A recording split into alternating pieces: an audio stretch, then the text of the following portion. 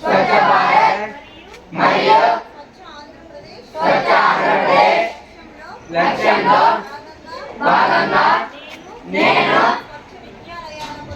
స్వచ్ఛ విద్యాలయాల కొరకు నిరంతరం కృషి చేస్తాను.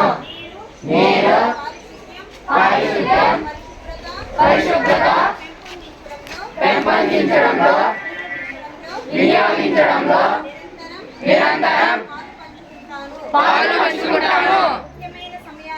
ముఖ్యమైన సమయాలలో నేను నా చేతులను సబ్బుతో శుభ్రంగా కడుక్కుంటాను. మరుగుదొడ్లను మూత్రశాలలను వినియోగించే ముందు తర్వాత నీటిని పోయడం వంటి ముఖ్యమైన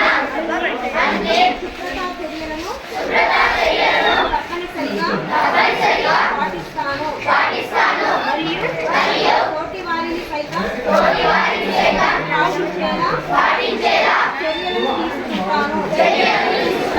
అనారోగ్య బారి నుండి నన్ను నేను కాపాడుకుంటాను.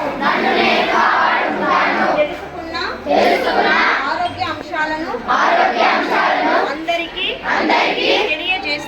తెలియజేస్తాను. రోజు పాఠశాలలకు క్రమం తప్పకుండా హాజరవుతాను.